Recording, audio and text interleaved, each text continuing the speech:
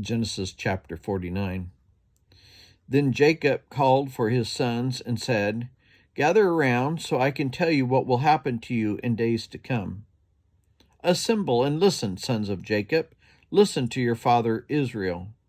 Reuben, you are my firstborn, my might, the first sign of my strength, excelling in honor, excelling in power. Turbulent as the waters, you will no longer excel, for you went up onto your father's bed, onto my couch, and defiled it. Simeon and Levi are brothers. Their swords are weapons of violence. Let me not enter their council. Let me not join their assembly, for they have killed men in their anger and hamstrung oxen as they pleased. Cursed be their anger, so fierce, and their fury so cruel. I will scatter them in Jacob and disperse them in Israel. Judah, your brothers will praise you. Your hand will be on the neck of your enemies. Your father's sons will bow down to you. You are a lion's cub, Judah. You return from the prey, my son. Like a lion, he crouches and lies down, like a lioness who dares to rouse him. The scepter will not depart from Judah, nor the ruler's staff from between his feet, until he to whom it belongs shall come, and the obedience of the nations shall be his. He will tether his donkey to a vine and his colt to the choicest branch. He will wash his garments in wine, his robes in the blood of grapes. His eyes will be darker than wine, his teeth whiter than milk. Zebulun will live by the seashore and become a haven for ships. His border will extend towards Sidon. Issachar is a raw-boned donkey lying down among the sheep pens. When he sees how good is his resting place and how pleasant is his land, he will bend his shoulder to the burden and submit to forced labor.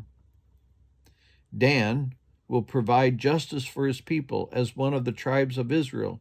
Dan will be a snake by the roadside, a viper along the path that bites the horse's heels so that its riders tumble backwards. I look for your deliverance, Lord. Gad will be attacked by a band of raiders, but he will attack them at their heels. Asher's foot will be rich. He will provide delicacies fit for a king.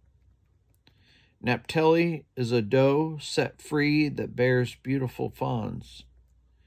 Joseph is a fruitful vine near a spring whose branches climb over a wall. With bitterness, archers attacked him.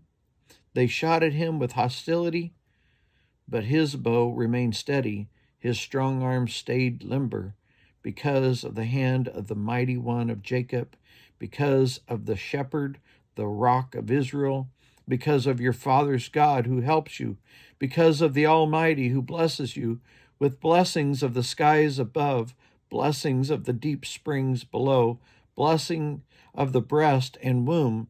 Your father's blessings are greater than the blessings of the ancient mountains, than the bounty of the age-old hills. Let all these rest on the head of Joseph, on the brow of the prince among his brothers. Benjamin is a ravenous wolf. In the morning he devours the prey. In the evening he divides the plunder. All these are the 12 tribes of Israel, and this is what their father said to them when he blessed them, giving each the blessing appropriate to him. Then he gave them these instructions. I am about to be gathered to my people.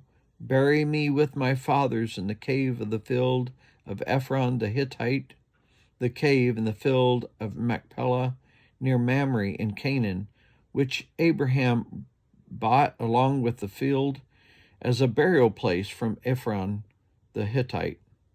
There Abraham and his wife Sarah were buried. There Isaac and his wife Rebekah were buried. And there I buried Leah. The field and the cave in it were bought from the Hittites. When Jacob had finished giving instructions to his sons, he drew his feet up into the bed, breathed his last, and was gathered to his people.